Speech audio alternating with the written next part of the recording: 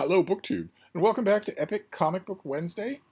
This is a world's finest collaboration between Michael K Vaughan and myself, where we combine the forces of stately Vaughan Manor and Hyde Cottage to talk about the comics on which we have wasted our youths. And since I horned my way into an innocent, unassuming event on Mike's channel years ago, he gets to pick what we talk about each week, which can sometimes have absolutely disastrous results. Because, as I've mentioned many times before, on those instances where his tastes do not perfectly coincide with my own, his tastes are awful. But there are a couple of things we agree on. In fact, I'd be willing to bet that if we did an hour-long Zoom call, we could come up with about 100 things about comics that we agree on. And one of the things we agree on is Superman, the greatest superhero comic of them all, the greatest superhero of them all. And so I was happy and yet worried when he chose for this week our favorite Superman stories. Because that's a lot. That's an absolute pile of Superman stuff. I have long boxes like any other comic person does that have thousands of comics in them. They're stored away, so I had to get my surly houseboy to give me access to them. And even once I had access to them, there was just no way at all. I should point out that the very idea of your favorite Superman stories of all time is a result of, you guessed it, the Stan Lee virus. Stan Lee reinvented superhero comic books in the 1960s so that they would have continuity, so that they would have peaks and valleys, so that they would have runs, so that they would have relatability, so that they would have, let's not deny it, fantastic dramatic moments. Comic books before that did not have any of those things and did not want any of those things. They didn't exist, and it was good riddance to bad rubbish. It was just, there was no such thing as your favorite Superman stories before that time. They were just Superman stories. If any one were that much better than the others, it would be a bad thing, not a good thing. But nevertheless, as is the way with viruses, this one has changed the DNA and the RNA of everything that came after it. So we can't think about comics the old way anymore. I can miss them, but we can't have steady state anymore in comics, unfortunately. So there have been huge ups and downs, huge bright spots, and also horrible spots in the long, long history of Superman. Picking and choosing was so hard to do. And also kind of looking over my shoulder, trying to imagine what Mike is going to do, because I was joking, we actually have very similar tastes in comics. His go astray, I think, because he's probably a 90s kid, and they're weird. And any of you wags out there who are going to ask, well, aren't you a 90s kid? 1890s? Kindly zip it. Okay. Nevertheless, I was trying to narrow things down, and I couldn't do it. I think the idea here is 10, your 10 favorite Superman stories. But I guess I do have 10 favorite Superman stories, but I also have some runners-up. Some Superman runners-up that I wanted to show you. Things that were simply too good not to mention in a favorite Superman's video. I mean, when are we going to do another one? And of course, that list has to start with, just kidding. We have. Let's just go through a bunch of these things, and I'll show you what I mean. There was, for instance, these runners up won't be in any particular order. There was a series that premiered for an in Target only Superman run that had thicker issues, that had an original story, and then a bunch of reprints that were done as a deal for a Target or Walmart or something like that. And it was only later that they were released in comic book form. And the main story, the original story, was written by Tom King, who's a weirdo narcissist in bad need of about 50 years of intensive psychotherapy. In other words, perfect for writing comic books. And although I can find him insufferable, when he is right, when he gets a character, he really, really gets that character. And for whatever reason, good or bad, he really gets Superman. And the story that he did for those original things that I didn't see at first, I had to wait for these to show up as comics on their own, was called Up in the Sky, Look Up in the Sky. And the basic premise is that Batman reaches out to Superman and says, there's a girl in the hospital who's really sick. She's been injured, and her friend has been kidnapped off planet. A little girl has been kidnapped off planet.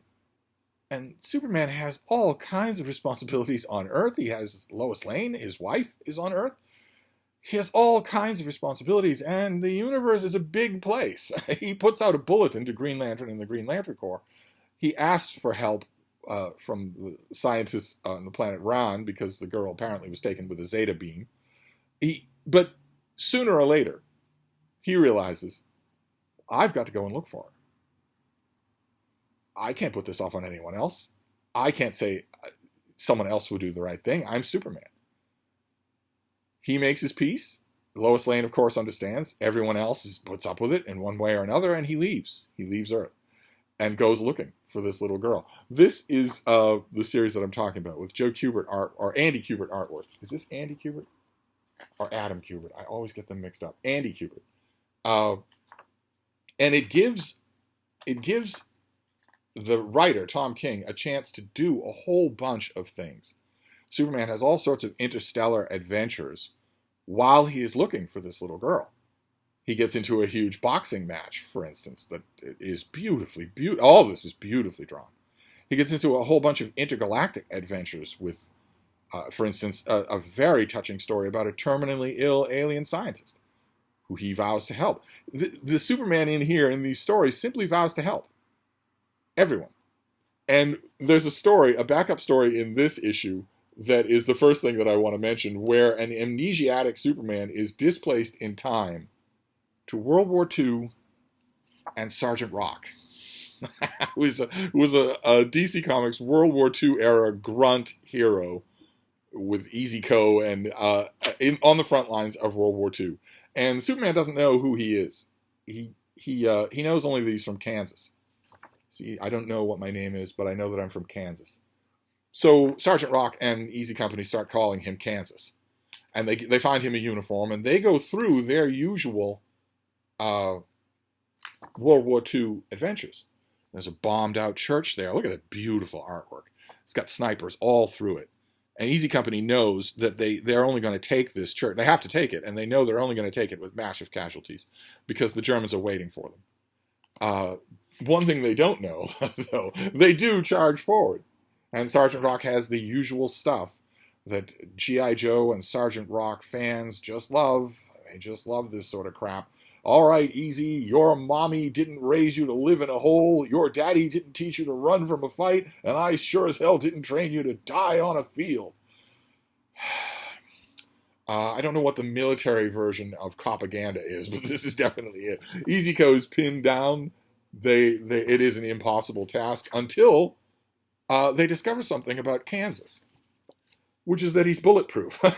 He might not remember who he is, but in the explosions and the firefight and all, he does remember who he is. He fights alongside Sergeant Rock, but he has to get back. He has to get back to his job. He has to fly through a rift in space before it closes. See, Easy Company has taken the church. There are all the familiar men that we know.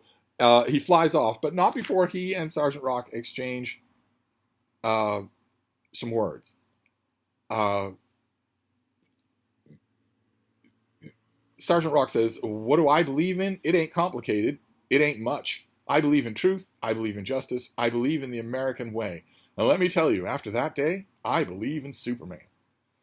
And as Superman is flying off, as a sort of a doff of the hat to you World War II vets, he says, "Yeah, thanks for that, Sergeant. Exactly that. Thank you for saving the world." So that's a terrific Superman story. I will put that in there. We'll add that to the hopper. Then we'll go back 50 years to this annual. This was a Superman annual written by Roy Thomas and drawn by the great Gil Kane. Gil Kane artwork all throughout here. Just 60 pages of Gil Kane artwork all throughout here. That stars not only Captain Marvel, who for copyright reasons Marvel has to call Shazam, and not only a superpowered Dr. Savannah, who is obeying the Fantastic Four rules about how if you're a bad guy, the color scheme will be green and yellow. I'll have to haul out that panel again from Fantastic Four. It is just one of the most brilliant things anyone's ever done concerning comics. But not only does it feature Captain Marvel, but it also features Captain Marvel Jr. and Mary Marvel, and also the Superman from Earth 1, the original Superman, the Siegel and Schuster Superman with graying at the temples. And it's just a feast of Gil Kane artwork all throughout. Just absolutely amazing. So I loved it. For what did I pay for this? $1.25. Happy to do it. Then we have something. This is an issue from 50 years ago. I've shown you this issue before, but I think I've only shown it in electronically or in anthologies. But this is the actual thing. This is a Superman issue. This is number 233 with a Neil Adams cover that is very much meant to signal that this is the first issue. This is Superman number 1. Just a bit of a trick there. A beautiful Neil Adams cover. And the title is Kryptonite Nevermore, where a chain reaction on Earth temporarily gets rid of all kryptonite. So that Superman doesn't have his signature vulnerability anymore. This has terrific artwork by Kurt Swan. Just amazing, beautiful artwork by Kurt Swan. And it also has, it's a terrific story, but it has a Superman moment that I couldn't let go for a video like this, where a 2-bit crook is planning sabotage, and Superman encounters him, and he doesn't think anything of it because he's got a box with kryptonite in it. Superman encounters him. And the criminal says, "Yeah, Soupy, we're planning to heist the rocket. Ain't no carrying no money, but we figure some foreign government will pay plenty for the gadget itself, so as they can build their own. I don't mind telling you, because you ain't going to live long enough to do anything about it. What I got here is the stuff as will zap you permanent, what you call kryptonite." And Superman says, "Either you haven't seen a paper, or you can't read. Looks good. Mind if I try some? Not bad. A trifle stale. Could use a little bit of salt. But all in all, a nice little snack." Whereas Superman eats a piece of kryptonite.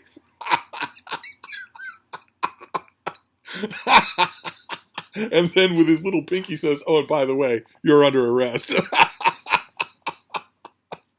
I never tire of showing people that sequence. I loved it the minute I saw it. I paid, what was it, 15 cents? 15 cents for this thing, and I loved that moment the minute I saw it. That's when you know you're looking at an immortal sequence in a comic book. It's something like that. That belongs on a list of great comic book sequences. It'll never get on that list because Marvel Zombies run those lists. So on their list, it's always that moment when Wolverine comes up out of the sewage underneath the Hellfire Club and says, "Now it's my turn, bub."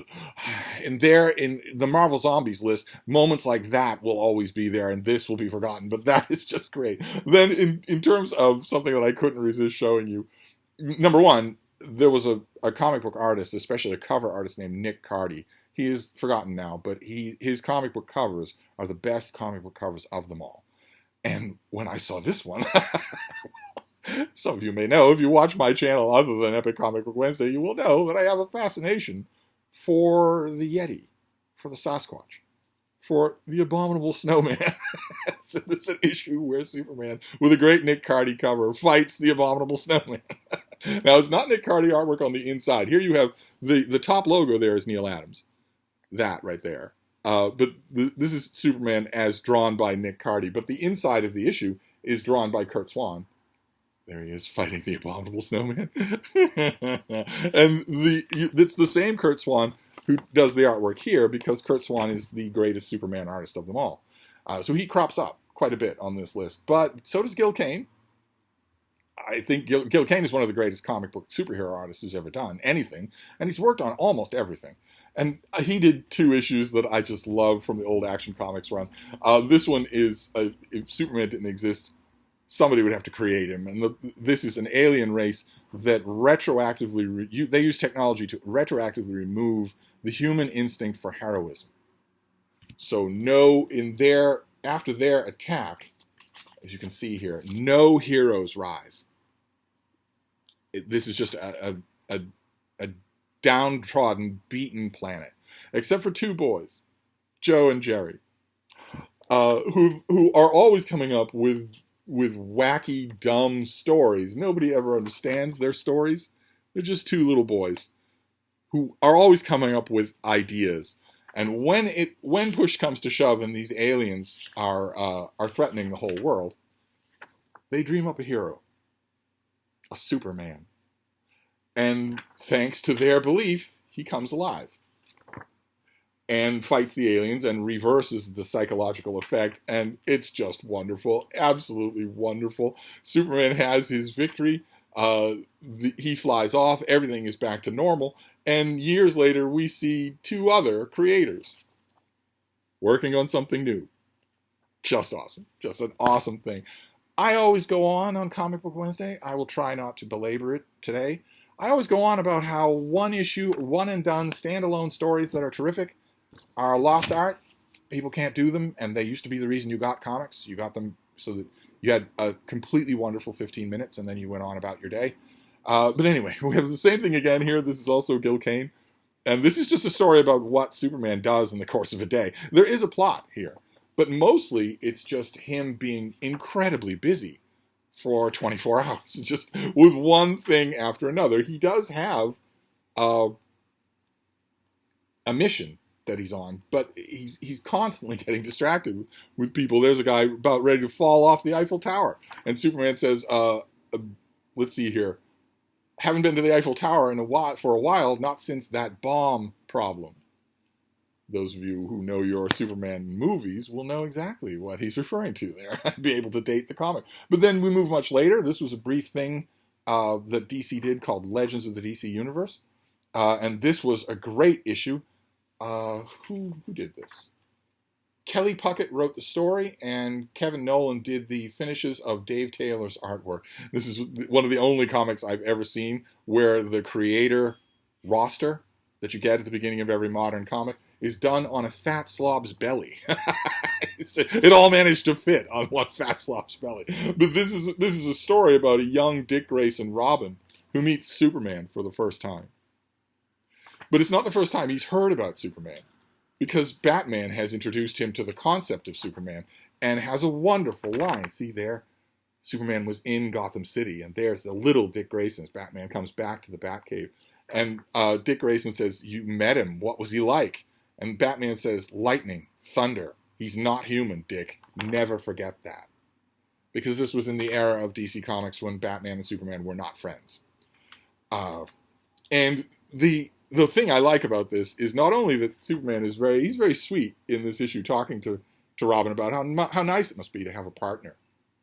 Keep in mind, not only is this a time period in DC Comics where Batman and Superman don't like each other, it's also a time period in DC Comics when there was no Superdog and when there was no Supergirl. So Superman doesn't have anything like a partner. And the two of them take on these bad guys together. They're fencing an experimental energy weapon that doesn't have any effect on Superman. Of course, he's invulnerable. This devastating weapon it has no effect whatsoever, except that it supercharges him, so that when it comes time for him to shake Robin's hand, there's a charge there. There's a residual charge. As a good little illustration of how maybe at times DC heroes would have considered Superman a little bit intimidating, a little bit inhuman. I myself consider him the most human of all heroes. But then we have an older one. This came up the last time that Mike and I talked about Superman. We looked at a volume called The Greatest Superman Stories Ever Told. And one of the stories there is when the Guardians of the Universe, the employers of the Green Lantern Corps, float a theory to Superman that maybe he's doing more harm than good to humanity by constantly saving them, constantly getting them out of scrapes. And that issue is this. That's this issue. This is not in the reprint. This is the original thing, where they say, "Must there be a Superman?" Again, great Kurt Swan artwork, and it turns out there must. It turns out there must.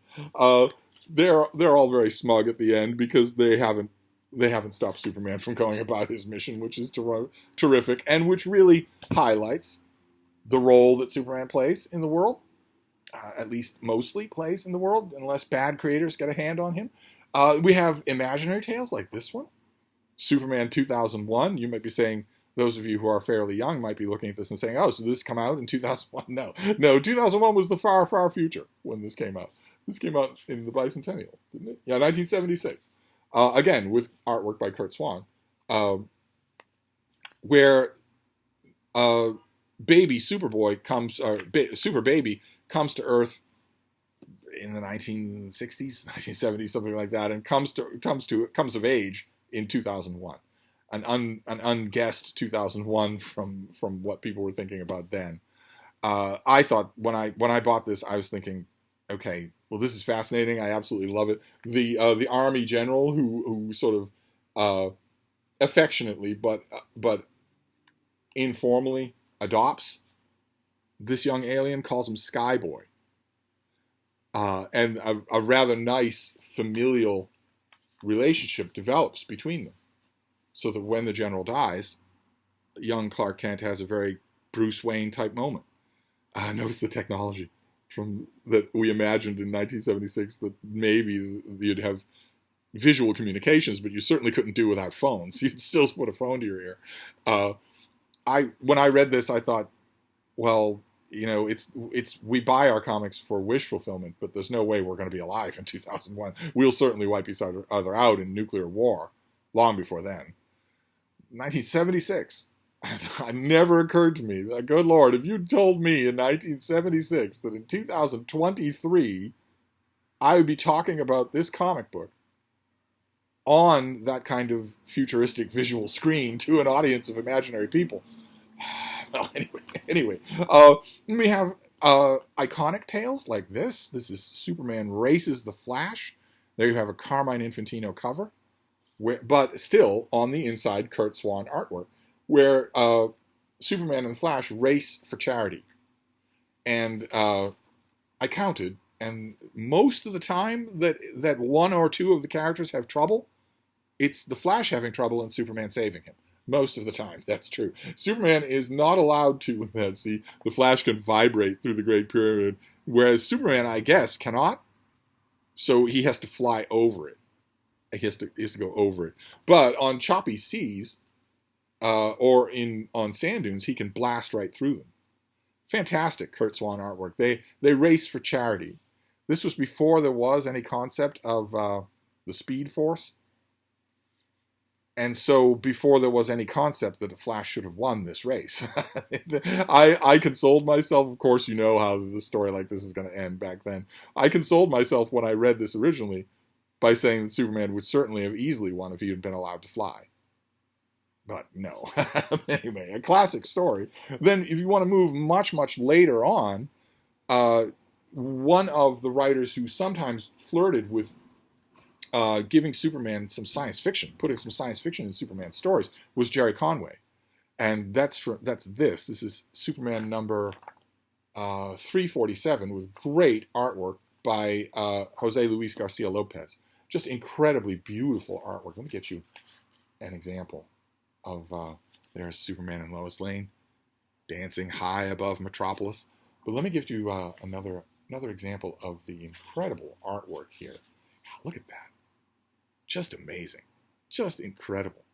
This artist is a little bit slow, and he's iconic all the same, but he's a little bit slow. He didn't always do a lot of anything. He was a great Superman artist, although his Superman is quite lanky, and as opposed to being beefy. But he is fighting in this issue an intangible alien warrior who doesn't appear to be all that hostile. The alien seems to have a need for nuclear control rods and nuclear fuel, and doesn't seem interested in menacing the world, certainly doesn't seem interested in fighting Superman, until the end of the story, when Superman manages to translate the alien's language and realizes that the alien is trying to fix his craft, which crashed on Earth, in order to get back home to deliver a crucial message. The alien is a courier. That's what he's called, a courier. And once the two of them figure it out and realize how long the alien has been trapped on Earth and what relativity will do to time and distance, they realize that message will never be delivered. It's a tragic ending. What does it say here? Witness Kobold Courier First Class. Somewhere in the universe there is a legend of a peace message undelivered and of a war needlessly fought. There the legend began, and here the legend ends. Just wonderful. Just fantastic. Real science fiction story with Superman intimately involved. Then for these runners-up things, we'll continue. We'll return to Superman Up in the Sky by Tom King. Because eventually, in the course of that story, Superman does find that little girl. He goes all across the universe. And eventually he does find her in this issue. And it is terrific. Absolutely terrific. I hate to give Tom King such unalloyed credit, but this is just a great Superman story. And it has a refrain. Every time a bad guy or a situation seems to beat Superman, there's a refrain, there's a verbal refrain. So he is shackled here, and shackles made out of, dead neutron stars or whatever. And the menacing voice says that, do you understand, Superman? Do you know what unbreakable means? Superman breaks the chains and says, no, sir, I do not. And Earth is invaded by these aliens. We get all of these superheroes barely holding their own against these aliens. But we also get Superman fighting them. And at one point, we get the supervillain is saying, I created robot aliens constructed with technology you cannot comprehend. It is stronger than you, faster than you, smarter than you. It can stop you, Superman. And once again, there's the verbal tick. Superman says, no, sir, it cannot. And that continues all throughout this issue. It's kind of amazing. We get Superman facing off an armada of these things. And he is told, there are enough here. There are enough here to defeat you, Superman. And Superman says, no, sir, there are not. The Earth heroes are overwhelmed. Just overwhelmed. And Superman is fighting to find out the person who created these technologies and where they are, so that he can take them out.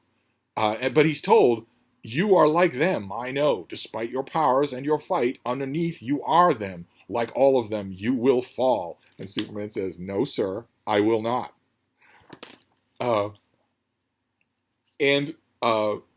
The heroes of Earth are one by one largely defeated. There's just too many of these things, and they're just too powerful, except for Superman. And at one point, all the robot aliens go dead. And all the heroes are still alive. They were beaten, but they're still alive, and they're wondering, did we win? And Batman is reporting. He has barely managed to survive. And he stands up. He's hearing all sorts of comm chatter. The enemy here has stopped. It looks like they just froze. All these things are broken. 1 second they're killing me. The next second, it was nothing I did. I was losing, crushed, and they just collapsed. The battle was lost. And then I thought we'd given up the whole planet. What the hell was that? What happened? And then Batman gets a direct communication. Batman, it's Wonder Woman. We won? And Batman says, yes, we won. And she says, I don't. And he says, they're just robots. They're controlled. Someone just defeated the controller. And Wonder Woman says, Clark. And Batman says, yes. And she says, how? And he says, we were in need. And he's Superman. Which is pretty perfect. Oh, pretty perfect. But Superman eventually finds this girl. And Tom King continues that rhetorical gimmick. Because she's all alone with her Superman doll in this alien prison. And she says, don't worry, please, please, please, he'll come. I know he will.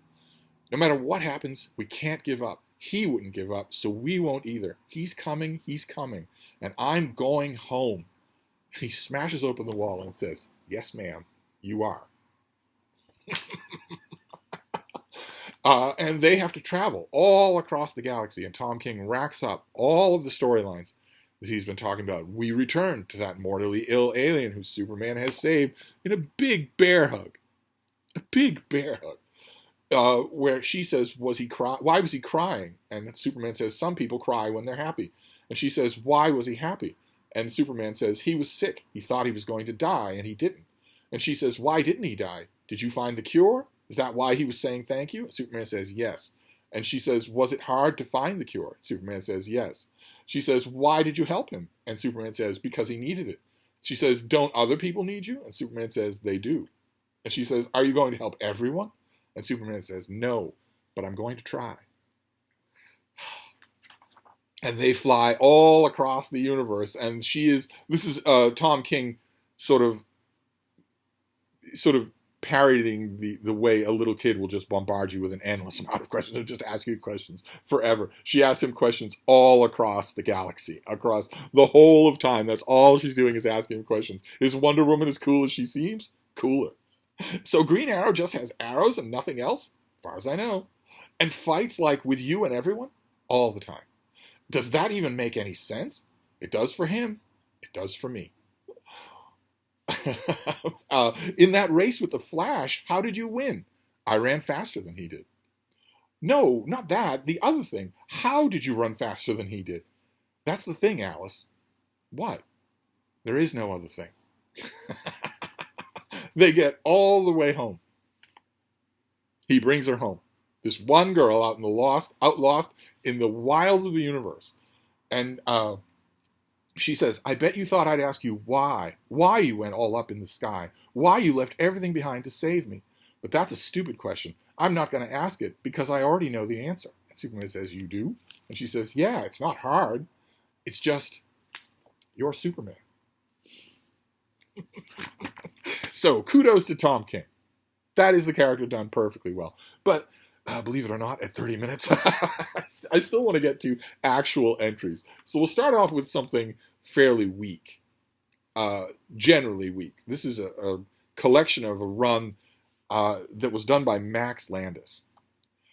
Any of you don't know who Max Landis is, you probably don't want to know. He's a fairly dumb, fairly toxic individual, but he can be talented. And he was given a run on Superman called American Alien. This is the cover of the hardcover. And it's largely interconnected stories, or not largely uninterconnected stories, showing different periods of Superman's upbringing, becoming Superman. And the second story is called Hawk. That was the cover. A bloodied and battered teenage Clark Kent being arrested.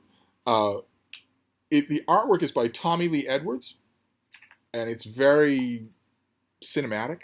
It's very photographic, and it's a teen Clark Kent. This is the John Byrne type continuity where Clark Kent was never a superhero. He was never Superboy, and he is developing superpowers, but they're not completely there yet. And a family is being held hostage, and he feels like he has to do something about it, even though he's not completely invulnerable yet, I guess. He does have superpowers, but he's not completely invulnerable. And he's not in 100% control over what he's doing. But he does manage to save the family with much bruising on his own part, and ends up talking to his mother about it, and says, "Let's see here. They're up on the roof, and Clark is talking with her. He's seen better days. And he says, I'll never do anything like that again, I swear." And then she's looking at him, so he says, "What?" And she says, "I had a whole speech planned out. I was really going to get into you with it, but I already put my foot in my mouth, didn't I? Because now I can't. I can't stop thinking about what would have happened to that family if you hadn't been there." That's awesome. Now, there are a few other awesome moments in Max Landis' treatment of Superman. Of course, since I think that Deathstroke the Terminator is one of the most overrated villains in all of comic books, the sequence where Clark Kent swats him like that really pleased me. But that was my favorite moment in there. Then we want to move on to this. I did not grab my original issue here, so I have a collection. This is Superman in the 50s. And there is one issue in here in particular. I'm technically cheating because this is technically a Superboy story and not a Superman story, but I couldn't leave it out. This is the issue of Adventure Comics where we get a super dog, where we get Krypto, the super dog, where Superboy does not have a sidekick. He does not have, a Jimmy Olsen. Instead, he has a superpowered dog, and come on, the dog is obviously a miscolored beagle. It was just too great that Superboy has a loyal dog. That was just awesome. So I had to include that, even though it's not technically a Superman story. Then we'll move on to this thing is. Here, I want to get this exactly right here. This is DC Comics Presents Square-Bound 100-page Spectacular. These were issues that they did once upon a time to reprint comics. And these reprinted issues from a run of Superman in which the artist was Pascal Ferry, and he was doing a really, really interesting job. Pascal Ferry is a very visually interesting artist who cannot tell a visual story to save his life. if you take the captions off a Pasquale Ferry comic book, the captions that are telling you what's happening, you will have no idea what's happening. Literally no idea at all. But he's extremely good as an artist. And this story, the best part of it, is that Superman, dressed incognito, but not as Clark Kent, shows up in a slum, a really slum part of Metropolis. People who've completely lost hope. Why are you getting all up in everyone's face and talking smack about dreams and love when you don't got any of your own for your own self? And Superman says, incognito, Superman says, people can soar if they just believe. If you can't remember any love, any magic in your lives, I'll give you some of mine. Believe a man can fly and soar out from under your sorrows on my wings, if only for a second. You are not alone anymore. And he just floats among them like that. And he doesn't forget them. Because when he leaves, there are a whole bunch of great moments here where they wrap up all the storylines, but he doesn't forget them. He comes back with a Christmas tree for their area. So that's a terrific moment. It perfectly captures Superman, who is always doing the right thing, who is never pushed to the dark side, that is Superman's real weakness. It's not kryptonite. It's that he has to do the right thing. He has to be decent. He can't escape his upbringing. Then we have something, this next one, it is one of my favorite Superman stories, but is it a Superman story? There are a few examples like that here where you have to play around with this character a lot. And this is Kurt Busiek, a great comic book writer named Kurt Busiek. This is art by Stuart Immonen, and this is Superman's secret identity. This was a huge leap forward in Stuart Immonen's artwork. His artwork here is just amazing. Let me get you my favorite moment here. The moment where we realize this is the story of an alternate universe in which there's a young boy named Clark Kent and a comic book series called Superman, in which Superman's secret identity is Clark Kent. See, take that, jerkaholic.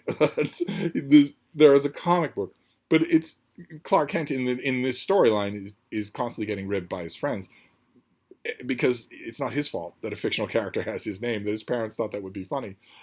Sometimes, though, he wants to get away from it all. Sometimes the ribbing gets a little too much, so he goes out camping.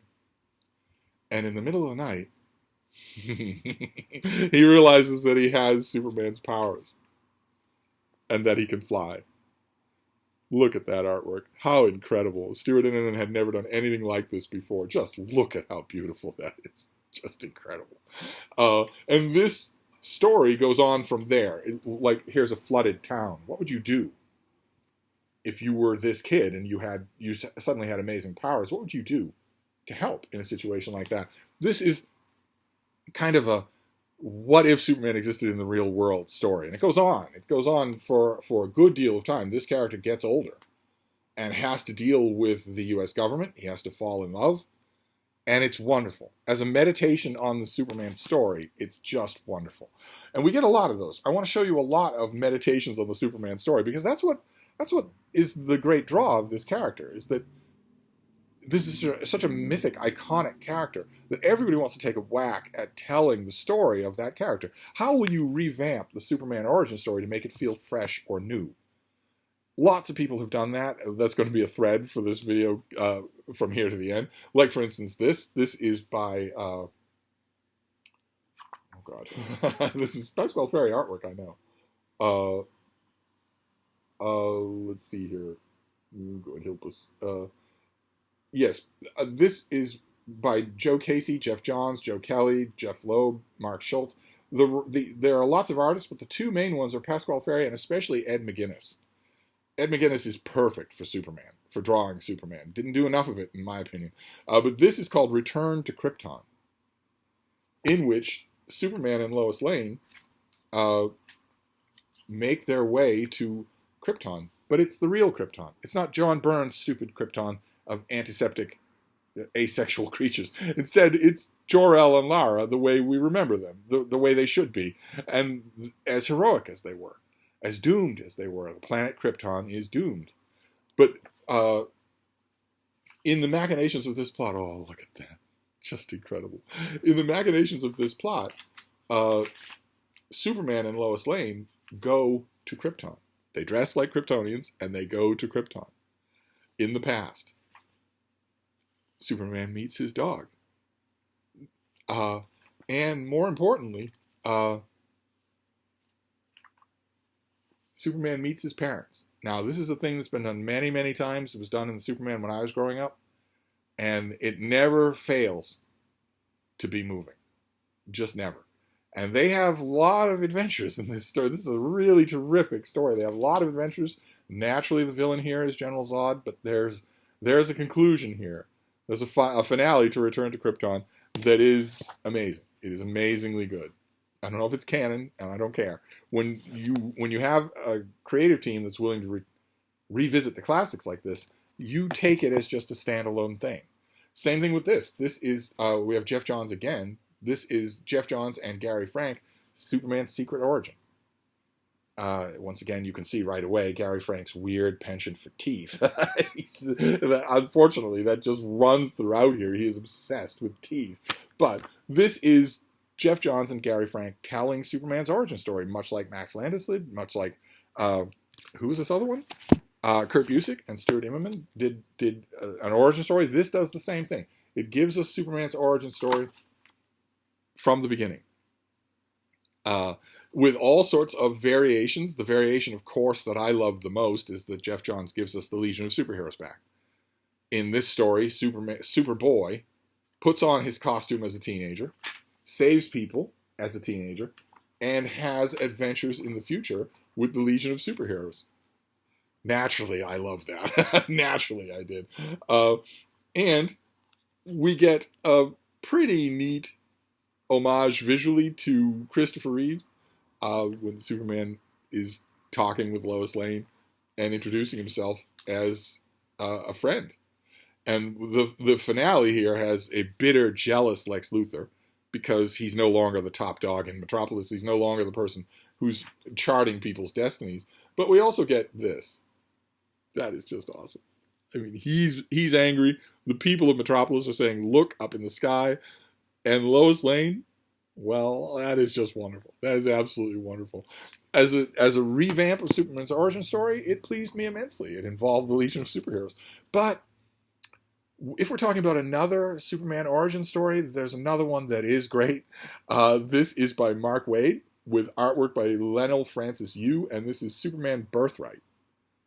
And this is just, again, a Superman origin story. There he is showing Pa Kent that he can fly. Fly high over the farm. Can have all sorts of adventures. That's what this is. This is about the beginning of Superman coming into himself as Ma Kent creates a costume for him. And as we get all of his earliest adventures, and as he meets Lex Luthor, and we learn the past, any past that Superman has with Lex Luthor, which is beautifully done. In this issue, it's beautifully done. There's a long storyline. We get a young Clark Kent and a young Lex Luthor. This Superman origin story reintroduces the idea that Lex Luthor and Clark Kent have known each other their whole lives and don't just meet in Metropolis. Some great action sequences like that. And we get a fake invasion of Earth by Krypton. So you've got lots and lots of ersatz fake Kryptonian technology all throughout here. Now, I don't want to spoil anything. But this Superman Birthright is terrific. It's absolutely terrific stuff. But it has one of the best final moments of any Superman story at all. I don't want to spoil it, but the final moment of this series, literally the final thing. Again, I don't know if it's canon, and I don't care. It was so wonderful. It was worth waiting for. Then we have... Talk about a final moment that is wonderful. This was a great story because I mentioned that John Byrne got a hold of Superman, the character of Superman. DC Comics, in a fit of, Pabst Blue Ribbon beer, decided to give the Superman property to the fan favorite artist and writer John Byrne to do what he wants with. And he savaged Superman, desecrated the character, made him weak, made him stupid, made him Marvel, made him Peter Parker, and wiped out his continuity. All of the continuity that I'm talking about here, all of these variations of Superboy and Superdog and the Legion of Superheroes, all completely wiped out. And at the same time that John Byrne was doing that and giving interviews telling people the reason I'm doing this is because we need a clean slate. Comic fans can't get any enjoyment out of all this backstory. Good Lord. It's too complicated for them. We need to smooth things out and make them simple. And right around the same time, the writer Alan Moore decided, among other things, he was already constricted to do this, but he decided to write a story for Superman that was a gigantic extended middle finger to the idea that a complex backstory is daunting to telling a good story. So he wrote Whatever Happened to the Man of Tomorrow, again with artwork by Curt Swan. Only Curt Swan gets able assists here, including from George Perez. And this is the story of Superman is gone. In the framework of this story, Superman is gone. He's long been gone from the world. The world is fine, but he disappeared during a traumatic moment when all of his supervillains suddenly became not just the prankster and the toy man, but savage killers, and seemed to be acting under the control of some malevolent intelligence. Superman realizes that none of his loved ones are safe, so when his secret identity is revealed, he bundles them all off to the Fortress of Solitude, which is quickly under siege by a whole bunch of his enemies, all of whom want to kill now. They don't just want to, rob a diamond from Metropolis First National Bank. They want to kill everyone. And the villains are revealed at the end, and there is an amazing conclusion at the end. The Fortress of Solitude is under siege. Superdog, Crypto the Superdog, gets a great final moment against an enemy imbued with kryptonite. There's a solemn moment when all looks lost. And Superman kind of knows it. He kind of knows that the end is coming. And we get a scene of him just crying while his dog looks on. And it's amazing. This is just amazing. And it's full of Superman's complex and rich continuity. It doesn't shy away from it. It's full of that continuity instead, and it's one of the greatest Superman stories ever told. So I bought these 2 issues when they came out, but then I was very happy when we got this square-bound collection. Then this next one is not a Superman issue. I had to include it. Like I said, who knows when we'll do this again, so I had to include this. This is from a run on the Justice Society, the first super team. They had a revamp under Jeff Johns, I believe it was. Yes, Jeff Johns did a revamp of the Justice Society of America. And at one point in one of their, years after his revamp had started, they encounter a Superman from an alternate universe. But it's not just any alternate universe. It's the Superman from the great comic book Kingdom Come, which shows us an older, gray at the temple Superman dealing with a lawless world. Dealing with a world full of weird metahumans who don't care about human life at all. And climaxing in an atomic bomb explosion. Humans fight back against these metahumans by nuking them. Superman survives, as do a handful of others, but Superman is so enraged that for a moment he thinks to take out his vengeance on mankind. He flies to the United Nations to bring the roof down on all of the delegates there. It wouldn't be exactly a deal breaker for me, but you get the point. It's symbolic that there's a path splitting here. He could easily turn against humanity. And I've done a read along of Kingdom Come on this channel. I've talked about it many times. He's talked down from this by a saintly intercessor, a normal man, and decides instead that he will be mankind's ally, as he always has been. In Kingdom Come, that's it.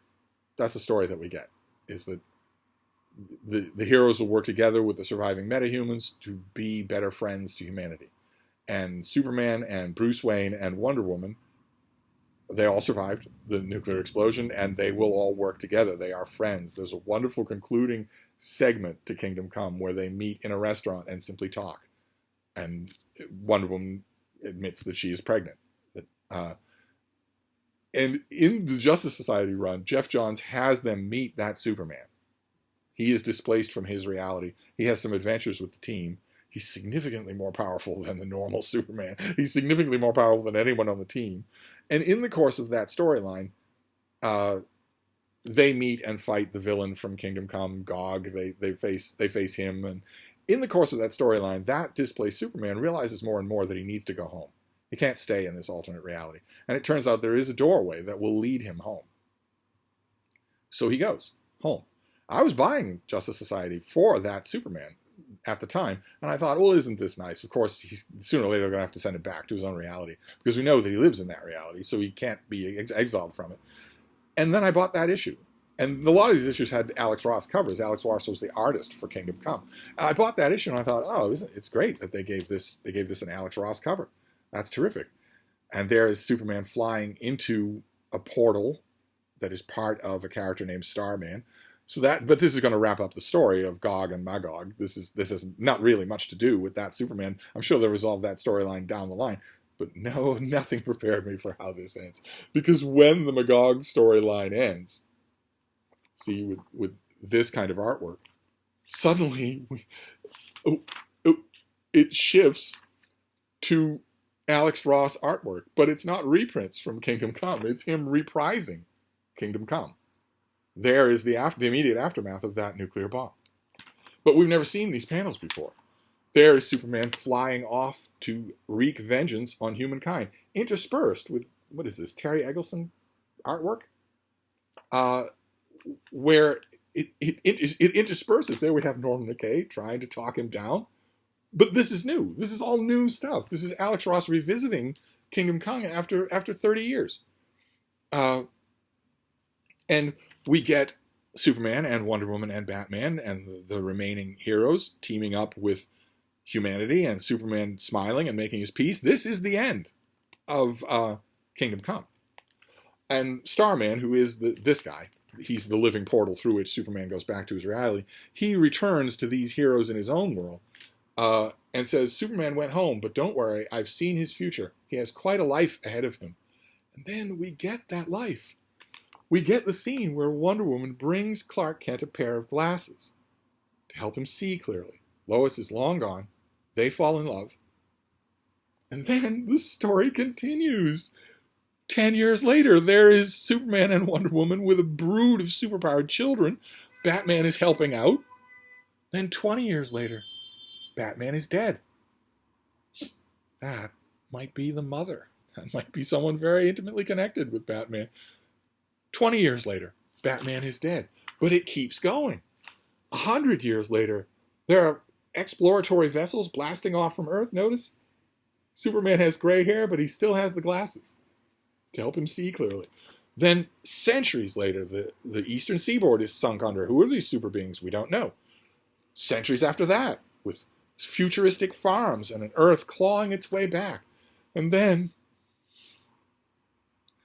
1,000 years later, when the Legion of Superheroes flies across the sky of Metropolis, there's Superboy and Supergirl, but a whole bunch of classic Legion superheroes as well. A whole bunch of them, going all the way back to that tower. They are all recognizable. This is so beautiful. Look at how Alex Ross does the majestic sweep of their movement without any motion lines. They're curving away from Legion headquarters and swerving up over an admiring, pointing crowd of onlookers. And in that crowd is Superman with his glasses. 1,000 years later. Incredible. Absolutely incredible. Just love it. Then we will get to, we'll finish up. I am going to finish up, I promise. Oh my God, I could go on for hours. We will get to, well, this is a list of our favorite Superman stories. And this is one of my favorite Superman stories. I would also say that it is probably the greatest Superman story if we accept the reality of the Stan Lee virus. What's the matter, baby? Do you want to get down? Don't tell me. Frida yoga in addition to all this Superman stuff. Do you want to get down? Huh? Oh, no, Frida yoga. Probably this is the greatest Superman story that's ever been told. I don't know that I would get much argument from that among the cognoscenti. This is for the man who has everything. Again, this is Alan Moore. This is the artwork here is by Dave Gibbons. They would go on to do The Watchmen, a famous collaboration. And we've seen this story many times here on this channel. This is the story of an alien being named Mongol who sends Superman a weird parasitic plant that doesn't hurt him. It just puts him in an alternate reality. It traps him in his own dream. And his dream is a Krypton that never exploded. A Krypton in which he grows up, marries, has children, and doesn't lose his homeworld. And gradually, Batman, Robin, and Wonder Woman go to the Fortress of Solitude in order to figure out what's going on. Where did this thing come from? And it turns out it was sent by this massive alien Mongol who tells them, let's see here, naturally, I need time to settle in and adjust to your many interesting customs. I know, for example, that your society makes distinctions on the basis of age and gender. Then perhaps you could advise me, which of you would it be polite to kill first? Naturally, Wonder Woman steps forward, because she has superpowers and Batman and Robin do not, and punches him. Doesn't have much effect on him. And there results a battle in the Fortress of Solitude, where she's fighting Mongol, while Batman and Robin try to figure out some way to save Superman. He's their hope for fighting this thing. They have to get this weird alien parasite off him. But getting it off him means that he loses this dream. It means that he loses this fantasy Krypton. Slowly the mists gather as Batman pulls this thing more and more off Superman, until finally it's over. The illusion is over. Superman at one point says that he doesn't think any of this is real. Don't you see? It's all wrong. Krypton shouldn't have ended up like this. It shouldn't have happened. None of it. He says, Van, oh my son, I'm losing you. Please, please let me hold you once more. But it's too late. That dream is over. And Superman comes awake and wants to know, who did this to me? Because he's not going to be happy with who did that to him. And there results a huge fight. This is wonderful. Not only in terms of dramatic storytelling, but also in terms of reminding us of everything that Superman has lost. Superman is not a tragic character like Batman, but he did lose a whole world. And in most original tellings of Superman, he also loses his adoptive parents as well. The one thing he can't lose is his upbringing. He can't go dark. He can't go evil. But he is, for a long time, was the sole survivor until Krypto showed up. But I had to put this up there, but this is not number one. Number one for me, favorite. Maybe not best, but favorite. We're going to go back to Curt Swan. And we're going to Action Comics number 500. And the reason I'm showing you this in an electronic version instead of in a paper version is because my paper version literally fell apart. That's how many times I went back and reread this. The main part of this story, there is a storyline. Naturally, the villain is Lex Luthor. But the storyline here, the main bulk of it, is Superman giving people a tour of a new Superman museum and telling them as much of the story of his life as is publicly known, and also privately remembering all the parts that aren't publicly known. Of course, he can't tell a crowd that he's actually Clark Kent. We see that, though. This Action Comics number 500 is a definitive, beautiful retelling of Superman's canonical storyline. The death of Krypton, Jor-El's doomed warnings, a lone baby rocketed to the planet Earth, the Kents, that baby learning how to fly and have superpowers and live in the world, that baby finding Krypto.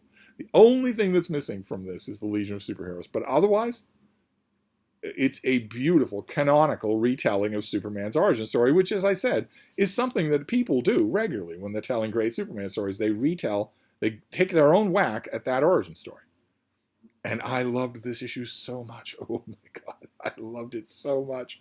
The sequence where Superman is trying to describe what it was like when Krypto came to Earth, when suddenly he was no longer alone with superpowers. Where his dog was here, of all things, his dog was here and had superpowers. Just wonderful. Just wonderful. So this is my favorite Superman story. I wish I had a paperback version of it. I wish that DC had reprinted it. I don't think this has ever been reprinted anywhere. In any way. All these different reprint formats. I don't think that anyone's ever done it. I'd love to have it, but I'll take the e-copy. I'll take what I can get. But anyway, this has gone on for an hour. I knew it was going to happen anyway. I knew this was going to be uncontrollable. Those are my favorite Superman stories. So I'll wrap this up. If you're rolling your eyes at the length of this video, then do what I always do and blame Michael K. Vaughan. Anyway, I'm going to wrap this up, but I'll be back. Thank you.